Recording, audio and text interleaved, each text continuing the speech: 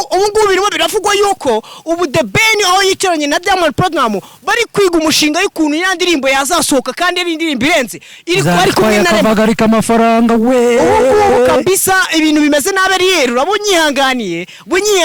kabisa aho gato wimvugiramo kuko ubu ngubu ibintu bimeze nabi cyane ibintu bimeze nabi abantu barimo baravuga ibintu bigiye bitandukanye barimo baravuga ukuntu Diamond Platnumz yasize Bruce Melody muri Tanzania ahantu bari gushutingira ubu ngubu turi kuvugana Diamond Platnumz ari kumwe na The Ben bibazwa yuko ese The Ben yaba afitanye ubuhe bushuti buri kumwe na Diamond Platnumz ese Bruce Melody bari gukorana video imwe na Diamond Platnumz ubu ngubu ese ari hehe ibintu byo biri hehe kuko The Ben biragaragara yuko afitanye ubushuti burenze na Diamond Platnumz kuko twasanze yuko uyu Diamond Platnumz adakuze Bruce Melody ahubwo ari uburyarya bwo kugira ngo kuri amafaranga coach Gaheri management ya Bruce Melody ari yo 150 bazwi hano muri Afrika ari The Ben na Diamond Platnumz indirimbo igiye gusohoka yanuze ya Diamond Platnumz ndetse na The Ben ndetse n'umuhanzi bitarema indirimbo yarikoroshe kuko udukuru ngiye na changeyemo nkumva bitewe n'abantu banje bari imbere ya The Ben ndetse na Diamond Platnumz bagiye bumva bamaye akantu gatoya bamama akantu bitarema kuko bagiye bacicikana amagambo bagiye bavugana amagambo ku bintu bijyanye na video call bavugana n'umuntu bitarema rimo bamubwira ati se uzasa ryari kuri recording igice cyawe kugira ngo ibintu biva mu nzira birimo biravuga yuko ubushuti bwa The Ben ndetse na Diamond Platnumz bushobora kuba uyu muhanzi Diamond Platnumz ashaka kuzamura umuntu bita The Ben ku rwego ruhambaye mwe mutari mubizi oya ndagira nkubwiza ukuri rero urabunyihanganiye bita Bruce Melody ikiri cyamamare hoti simuzi ariko yashira ngo avugwe kuko izina rye ryari maze iminsi ritavugwa iri zina rye ryemaze iminsi ryaracupiye ryaragiye hasi ariko yazamukiye kuri Bruce Melody uyu Joshua usa nkaho amafaranga yanamushiranye biragaragara yuko kabisa yuko yazamukiye kuri Bruce Melody aho n'umusobanuzi w'icyamamare hano ukubita bigakubita bigacika ari we cyamamare Rocky kirabiranya ariko kabisa ibi bintu nago twari tubizi muri showbiz kabisa rero umbabariye gato nakomeza ibintu byafashe indi ntera ibure bitewe n'ikiganiro nakoze izi maka zongeye zirazamuka kuko na Yago Pondati nawe utarizeraga yuko Bruce Melody ari umuhanzi wa mbere nawe yaje kubyizera amayinga wowe cicekera uraje urebe ibi bintu byakabije byamejeje umurego uko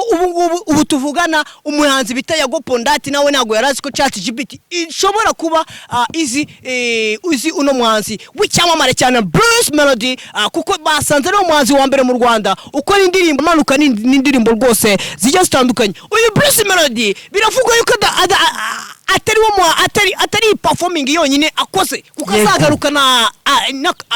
azagaruka bare iri kurangira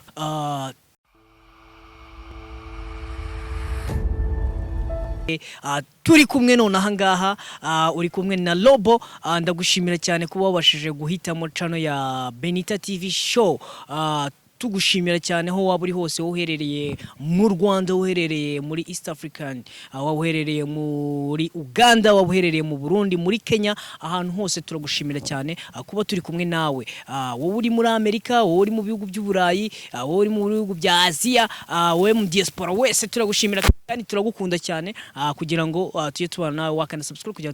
tubana nawe buri munsi ubu ngubu ngarukanye n'amakuru ya showbiz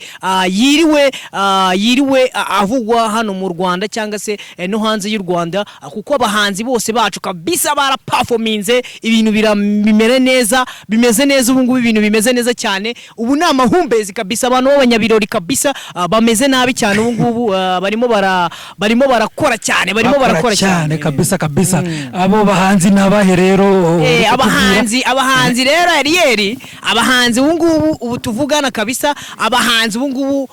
barimo baraperforminga bishimishije cyane kuko ubu turimo turabona ibintu ibitaramo bigiye bitandukanye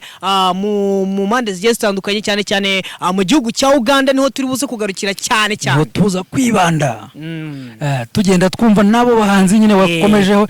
rero uraza kwihangana ijambo gatoye kuko ubu nashyushye ibintu bimeze nabi ndabona umeze nk'agasafuriya abantu kabisa ubu nashyushye natokombeye ubu ibintu bimeze nabi cyane wowe uri kudukurikirana ubu ndagira ngo nkubwire yuko none aha ngaho ubu tuvugana umuhanzi The Ben na Diamond Platinum bari kumwe bicaranye ku ntebe imwe ariko amakuru ari buze kuvugwamo niyo makuru ndi buze kubahereza amakuru ndi buze kubahereza atandukanye n'andi muri busanga ku macano yose atandukanye n'andi muri buze gusanga ku macano yose kuko aya makuru ngiye kubahereza nta handi hantu mwigeze muyabona ni gano kuri Benita TV show bivuga yuko ka intro ka mbere ngiye kubanza kugira ngo mbahereze abafana ba YouTube ya Benita TV show ikintu cya mbere tujye kubanza kuvuga nuko hari indirimbo irimo iravugwa inugwanugwa bitewe n'ukuntu nayumvishije inugwanugwa uraza kunyihanganira ivugwa yuko The Ben n'umuntu bita Diamond Platinum n'umuntu bita Rema bashobora kuba bagiye gusohora indirimbo ikabije cyane ya yindi yotsa abantu bakavuga uti muve mu nzira nyuma yuko Diamond Platinum na Bruce Melody basoje indirimbo yabo bakayisoza mu buryo bw'amashusho dutegereje ko yasohoka ngubu dutegereje indirimbo ikabije cyane ngubu tugiye kubona hano kuri platform kandi kuri platform za The Ben kabisa kuko aba bantu icecekereriyeri ubu ngubu twashyushye cyane iyi ndirimbo igiye kuvugisha abantu benshi niwo ndi mu bantu ba mbere batangaje iyi nkuru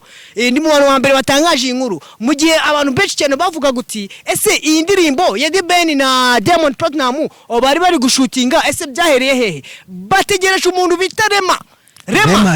kabisa umuhanzi w'umunyanigeria wita Rema utwika cyane Erieri ubu nashyushye uramunyihanganiyeho gatoya ubu ngubu dutegereje indirimbo ubu ngubu turi kuvuga indirimbo ya Bruce Melody na Diamond Platinum oya iyo ndirimbo turaba tuyishyize hiri kuko mu gihe kidashize nyuma y'amezi abiri ubu barabashotse indirimbo ya Diamond Platinum Rema ndetse na The Ben kandi ijye kuri channel yande ya The Ben honore kabisa The Ben wacuye amafaranga menshi muri no ndirimbo The Ben udafite manager kabisa The Ben utwara manager we akanamupresenta ese natwe twibajije ese The Ben manager we ese ubundi manager muyoboke ntagazwi ku rwego rwa Africa ntagazwi ku rwego rwo kuvuga uti ndi manager ni ngombwa kugira ngo presente kuri platform ase muhaze naga gushyiraho nka manager we nkuko tuzi manager wa Diamond Platinum cyangwa se manager w'abanzi bagiye batandukanye ntago twari tuzi ko muyoboke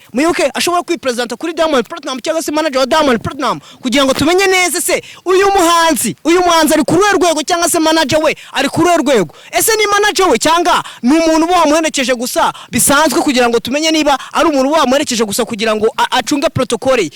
kuko twaje gusanga ahubwo muyoboke acunga protocole ya The Ben kurusha uko yamubwira uti ese ubundi muyoboke ese ubundi muyoboke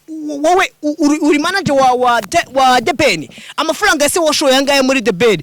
tushaka kugira ngo twinjiremo none angahe hariyeri kugira ngo tubanze twinjire mu mwandiko neza kugira ngo tubanze tumenye se iki kintu cyavuzwe cyane kirimo kiratangazwa n'abanyamakuru hano benshi mu Rwanda ese muyoboke ntagazwi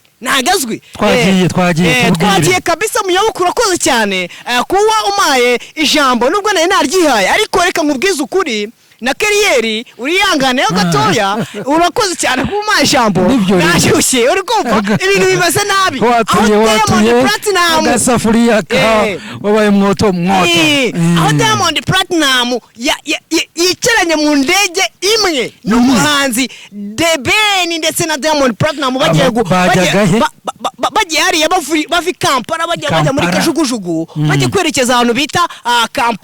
Kampala kabisa hariya muri Kofi ahantu bita muri Kofi ukuntu hariya muri Kwe bajya guperforminga ibintu birenze cyane ahantu The Ben yashimishije abafana cyane aririmba za ndirimbo ze ari kumwe na Shiba ndetse n'izindi ndirimbo zigiye zitandukanye yakoranye n'abahanzi bo hariya muri Uganda mu gihugu cya Uganda Rwanda kuko ubu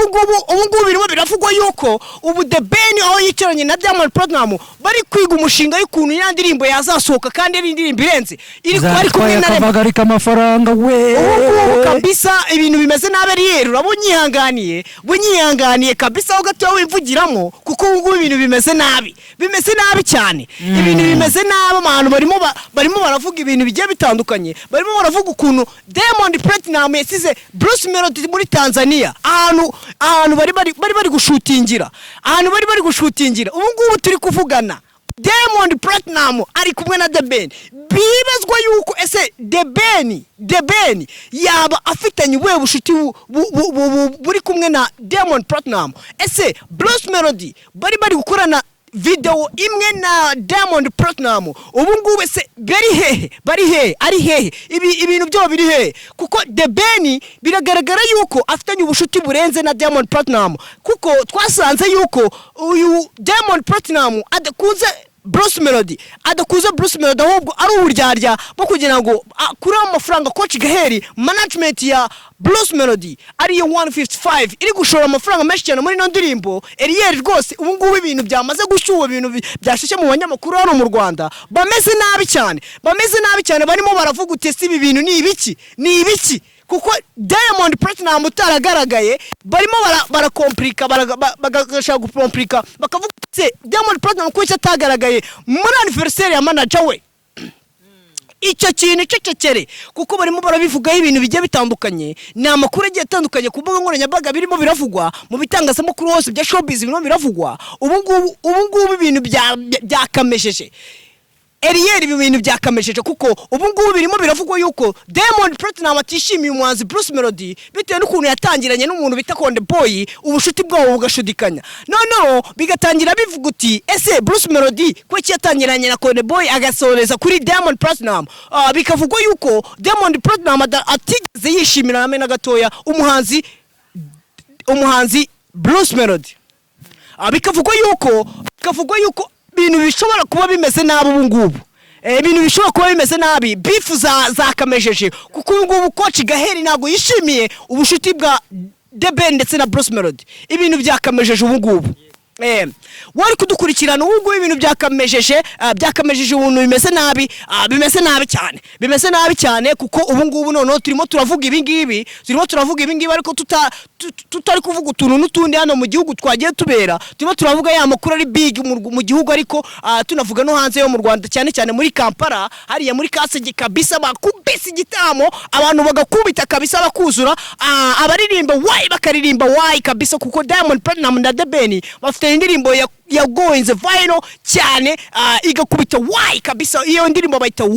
kuko niyo ndirimbo yatumye bana baninshuti cyane ukabona ko kabisa ari indirimbo yaba yarabatumye baba ninshuti cyane kuri izi platform zabo ayandi makuru dushaka kugira ngo tubasesikazeho nuko ngubu abafana ba Rayon Sport bari gukurikiranwa umbaza gute ngo byagenza gute Ariel ibintu byo bimeze gute hano hanze bimeze gute aba bafana ba Rayon Sport bagize ikintu bita navuga ngo namashyushye yo kubona ku APR itwara igikombe ibintu byakomeye ngo yarayitwaye neza ibintu byakomeye byashidutse abafana ba Rayon Sport barimo barahabona inyuma ya stade barimo baratera amabuye abantu bashinzwe umutekano reka kandi amavideo arahari ntago ari ibihuha aba bafana ba Rayon Sport nibaza niba abafana ba Rayon Sport bafite uburenganzira bwo kujya gutera amabuye ku ikipe ya Mukeba irimo irakina ibi bintu byakoroje imbuga nkoranyambaga ibi bintu kabisa ibi bintu ntago bibaho ntago ari discipline muri football ibi bintu ntago bishoboka kuko abafana ba Rayon Sport barakamejeje cyane no gutera amabuye urabisi ko bateye amabuye yari azabugesera baragarutse ngoma cyabateye kuba bakora ibyo ibi bintu birimo birabatera amashyari yuko igikombe ubundi cyari kiri mu maboko ya Rayon Sport bikavugwa yuko Ferwafa yabishizemo uruhare kugira ngo APR twari ikintu gikombe ikijyane ibi bintu rero ukabona ko abafana ba Rayon Sport batishimye kuko bamwe mu bafana ba Rayon Sport bari kuvuga ko ari Ferwafa akavuga ko ari ishobora kuba yatwaye igikombe atari APR yatwaye igikombe ahubwo ni Ferwafa ishobora kuba yatwaye igikombe ibi bintu icecekere icecekera amakuru yabyo nacyatoza neza kugira tubaze tumenye amakuru yabyo ese aherere he nyuma yuko Rayon Sport yibwe penalty zigera muri 2 yibye penalty zigera muri 2 bikavugwa yuko banijuse bakijuta umukino bakisohokera bagakina umukino utarangiye bakava mu kibuga umukino utarangiye bikavugwa yuko ari Ferwafa yabiteye kuko bashaka ko uyu mukino usubirwamo ugahera ku munota wa mbere kugeza ku minota 90 intandaro y'ibyo byose yabituruka ku kirero intandaro y'ibyo byose ituruka kuri penalty bibwe ama penalty agera muri 2 umusifuzi barekaramye mbere y'umukino bikavugwa yuko uyu mukino batashaka gukinwa ahubwo bashaka kutangira mu ndibushya bagahindura n'umusifuzi ariko Ferwafa nihindura umusifuzi igashaka kwerekana ko uwo musifuzi ari we afite experience kuri uwo mukino igashaka gutuma abasifuzi badasuzugurika ibi byabereye hehe ibi rero byabereye hano Ingoma aho abafana ba Sport bateraga amabuye ikipe ya APR irakina ibi bintu byababasha abantu benshi cyane byabaje abakunzi b'amakipe menshi cyane ibe yakwibwa byabereye hehe Eriel cecekere ubungubu nashyushye ibintu bimeze nabi kuko ubungubu nagarutse noneho nakisha umuriro ndabona washyushye no muri football umeze nk'agasafuriya gashyushyemo ibintu byo muri sport twabivuyemo twagarutse noneho muri showbiz bisanzwe yego uyu mupasiteri bita Joshua we yarikoroje yarikoroje we yashatse kwihakana icyamamare ejo bundi navuzeho icyamamare kizwi na ChatGPT iki ni icyamamare bita Bruce Melody iki ni icyamamare wote simuzi ariko yashira ngo avugwe kuko izina rye ryari maze iminsi ritavugwa iri zina rye ryemaze iminsi ryaracupiye ryaragiye hasi ariko yazamukiye kuri Bruce Melody uyu Joshua usa nkaho amafaranga yanamushiranye biragaragara yuko kabisa biragaragara ko yuko yazamukiye kuri Bruce Melody aho n'umusobanuzi w'icyamamare hano ukubita bigakubita ukubita bigacika ari we cyamamare Rocky kirabiranya ariko kabisa ibi bintu nago twari tubizi muri showbiz kabisa Eriel umbabariye gato nakomeza umbabariye gato nakomeza ku bantu bagiye batandukanye kuri showbiz muri iki gihe kabisa yakije umuriro abantu bakatsa umuriro bakavuga uti ibintu ntago bibaho ntago bibaho Eriel urabizi twe turi kumwe nyuma yuko mbajije ChatGPT nkayibaza nkayibwira uti se Eriel nkayibaza uti ese nihe nuza nuwe muhanzi wa mbere hano mu Rwanda wa mbere Eriel robo wihangane kuvugiramo kuko ubungubu nashyushye ihangane rwose Eriel ihangane rwose ubukiza mikoro hasi mbabarira kabisa ubungubu Eriel nagira ngo nkubwira ko ubu Bruce Melody ndetse na The Ben ubungubu ibintu byabaye guruguru bitewe n'ikiganiro bunini nashyizeho cyaciye impaka umuntu ushaka icyo kiganiro akomeze arebe kuri YouTube channel ya Benita TV show iniri gukwereka icyo kiganiro ko ChatGPT ikuraho urujijo ku bantu bose batekerezaga ko abahanzi babiri ba complainingga ari The Ben na Bruce Melody ChatGPT yashyize ukuri hanze ivuga ati ngewe umuhanzi nzi ni Bruce Melody twatangaye nawe waratangaye urabizi ko nawe watangaye ariko ibi bintu byafashe indi ntera ibure bitewe n'ikiganiro nakoze izi maka zongeye zirazamuka kuko na Yago Pondati nawe utarizeraga yuko Bruce Melody ari umuhanzi wa mbere nawe yaje kubyizera amayinga wowe cecekera uraje urebe ibi bintu byakabije byamejeje umurego uko ubu tuvugana umuhanzi bita Yago Pondati nawe nago yarazi ko ChatGPT ishobora kuba uzi uno muhanzi w'icyamamare cyane Bruce Melody kuko basanze no muhanzi wa mbere mu Rwanda uko indirimbo ze ziryoheye umutima ndetse zikunzwe n'abantu benshi zifite nk'umudiho ihangane cyane Eriel ngubu kabisa umeze nabi ibintu bimeze nabi kuko ubungubu tuvugana nta muntu n'umwe utari kuvuga kuri izi nkuru zigiye zitandukanye ngiye kuvugaho izi nkuru rero tugikomeza turacyakomereza muri showbiz nuko ubu tuvugana kabisa nuko abahanzi babiri bazwi hano muri Afrika ari The Ben na Diamond Platinum. Indirimbo igiye gusohoka yanuze ya Diamond Platinum ndetse na The Ben ndetse n'umuhanzi bitarema. Indirimbo yarikoroshe kuko udukuru ngiye na changeyemo nkumva bitewe n'abantu banje bari imbere ya The Ben ndetse na Diamond Platinum bagiye bumva bamaya akantu gatoya bamama akantu bitarema. Kuko bagiye bacicikana amagambo bagiye bavugana amagambo ku bintu bijyanye na video call bavugana n'umuntu bitarema rimo bamubwira ati se uzasa ryari kuri recording igice cyawe kugira ngo ibintu biva mu nzira birimo biravuga yuko ubushuti bwa The Ben ndetse na Diamond Platinum bushobora kuba uyu muhanzi Diamond Platinum ashaka kuzamura umuntu bita The Ben ku rwego ruhambaye mwe mutari mubizi. Oya ndagira ngo ubwize ukuri ROBO nyiyanganiye ubu ngubu Diamond Platinum arimo arashaka kugira ngo azamure The Ben mu rwego rutangaje abantu batari banazi. Aho Diamond Platinum yavuze ko kuri stage yavuze ko ashaka gukorana n'umuhanzi Jose Chameleone ari we legend hano muri Afrika, ari we legend hano muri South Africa kuko niwe muhanzi wa mbere umaze mu muziki mwaka myinshi usaziye mu muziki. Uyu muhanzi Diamond Platinum nago twe tuzi ko ashobora kwisabira kurabo. Kwisabira kurabo. Niki? Rero urabunyiyanganiyeho gatoya. Urabunyiyanganiyeho gatoya mu bintu bya gospel turaza kuvugana. Turavugana neza urabunyiyanganiyeho gatoya kumvugiramo kuko ibintu bimeze nabi. Endereya. Oya kabisa ibintu bimeze nabi. Ubu umuhanzi bita Diamond Platinum arimo arashaka gukora indirimbo nongere mbisubiremo n'umuhanzi bita The Ben ndetse n'umuhanzi bitarema. Iyi ndirimbo izageza ku rwego rwo hejuru umuziki nyarwanda. Ese indirimbo izatwara amafaranga ngaherereye aya nakavagari k'amafaranga nakavagari k'amafaranga bivuga yuko Diamond Platinum nawe ashashoramo akayabo k'amafaranga ke. Ibi ni biri kuvugwa biravugwa kabisa ibi ni biri kuvugwa ariko izi nkuru ndi kuvuga ni impamo. Iyo nkuru ndi kuvuga ni impamo kuko uyu The Ben yakuzwe n'umuhanzi bita Diamond Platinum bazwiho ibintu byinshi bazwiho gucebiranya utuntu n'utundi bivuga yuko bashobora kuba baravuganye n'umuhanzi baracatinze bakagambanira umuntu bita Coach Gaheri. Aya ni amakuru ari kuvugwa. Bakagambana umuntu bita Coach Gaheri n'umuhanzi bita Bruce Melody. Iyi ndirimbo nubwo bushobora kuba indirimbo ya Bruce Melody n'umuhanzi bita Diamond Platinum igiye gusohoka ariko Diamond Platinum n'umuhanzi utarabyifuzaga.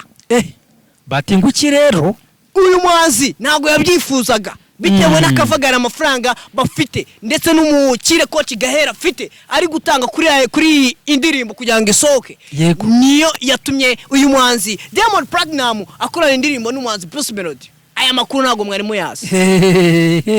Aya makuru ni mwari muyazi. Kuko ubu tuvugana indirimbo irimo iragera ku musozo itwaye akayabo k'amafaranga miliyoni 120. Ni ibitangazamakuru bikugenda bibivuga ariko nanjye ndi kuvuga amakuru yanjye mba nitoreje nk'umunyamakuru mba nagiye kubasangisha amakuru yanjye. Ibi ni ibintu biri kuvugwa cyane, ni ibintu biri gutangazwa n'abantu benshi, ni ibintu bisa nkaho bitangaje birimo biratangazwa n'abantu bagiye batandukanye. Rero turi kuvuga kuri ibyo ngibyo turimo turatangazwa n'iki rero? Yego turimo turatangazwa n'udushya turi kubera hariya twinshi turi kubera hariya za Kampala Uganda. Tunagaruka ku gitaramo cy'umuhanzi Jose Chameleone. Uyu Jose Chameleone nawe wari koroje hano mu Rwanda. Kuko n'umuhanzi utaruherutse mu Rwanda ndetse wahabaye mu bihe byashize twakuze twumva ndetse nge navutse numva Jose Chameleone.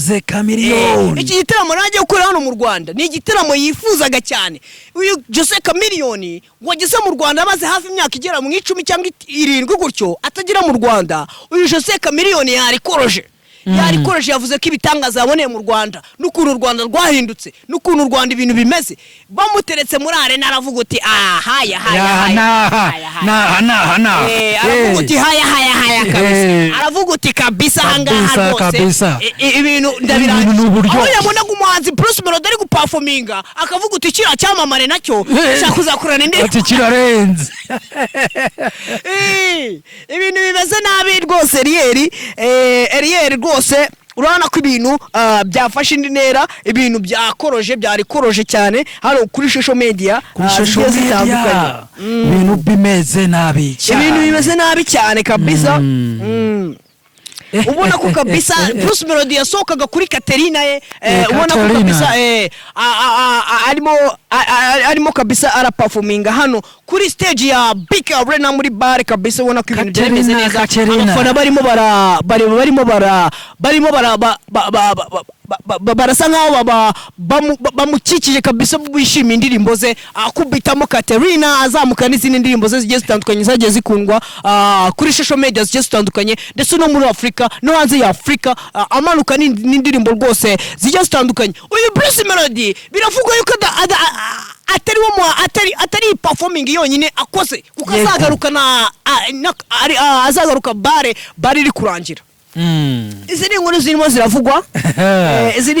ziravugwa wari kutureba none aha ngaho nagira ngo tugere ku musozo ariko ugaruka no kuri wa mupira abantu bariho kuvugaho cyane wa bare ngo byifashe gute ho iyi bare rero iyi bare harimo udushya twinshi abasitari bagiye batandukanye mutari muzi ko bahagera no mu Rwanda bagiye bahagera ariko bakahagera APR ngo iri guca ibintu nanone ngo kabisa ngo yerutse gukubita agakipe ibi bintu icecekere birimo biravugwa ko yuko APR iyatsikiye rimwe gusa rimwe ryonyine iyi kipe bavuga ko nawe usangira udakoramo koko nk'uko uri kubivuga Ariel ariko ibintu bimeze nabi cyane ibintu bimeze nabi cyane birimo biraca ibintu wakicecekeye ko ibintu bimeze nabi ibintu bimeze nabi cyane ariko bikavugwa yuko abakobwa nabo bamereye nabo abahungu hano hanze nifitiye udukuru twanje dukegere comokera ngo byifashe gute rero hano ibintu bimeze nabi cyane abakobwa bakamejeje nyuma yuko babahaye platform yo kuvuga uti nta mukobwa ukundana n'umuhungu utemo amafaranga ibi bintu byarikoroje abakobwa bagiye kujya batanga amafaranga nawe ariko mubwira amazina ntaga amazina nayakubwira bandege Biko amafaranga nayo bandege abakobwa bagiye kujya bayatanga birimo biravugwa yuko hubwo bakayakubita abahungu birimo biravugwa umukobwa bita Jeskizo wa mipango kuri planka ze no ku bintu by'umunwa no kwirira kwe barimo baramuvugaho cyane reka da ampayinga afitanye n'ubifu n'umuntu bita Mucoma ngo byifashe wamushyize hanze akavugana na ex ibintu yavuze nibibaho ntabwo nuko nta majwi mfite ariko reka nze nkwa amajwi ntago byoroshye ibintu ntago byoroshye kabisa hano hanze ibintu bimeze nabi cyane nuko ndi kubona iyi nkuru nayo mfite ariko ngenda yibazana mu kiganiro cya kabiri iyi nkuru iciye ibintu uze kuyizana aho uyu musheri wa Mucoma uyu musheri wa ex wa Jeskizo wa mipango bivuga yuko ari pranka yashatswe gupangwa n'umuntu bita Mucoma akavugana n'undi mukobwa uyu mukobwa yaje arasa ku ngingo avuga uti iriya ni imbwa icacekere ibi bintu ntabwo turi bubikire izi bifu ziri kuvugwa ariko Jeskizo wa mipango nawe agashaka guharabika umuntu bita Mucoma amubwira ko yananiye umugore amubwira ko yaraye umugore turabashimira cyane wari kudukurikirana none aha ngaha wowe mu diaspora uri kudukurikirana wowe buri muntu wese uri kudukurikirana turamuhereza kabisa kugira ngo tujye dukurikirana agubwe neza kabisa kugira ngo tujye dukurikirana 5 kuri 5 tubaha amakuru atari ivumbi bro ubu turi kuvugana kabisa turabashimira cyane muri kumwe na Roma wowe uri kumurikira muri Benita TV show Benita TV show turabashimira cyane nakagaruka tubakubita amakuru ya yakasamutwe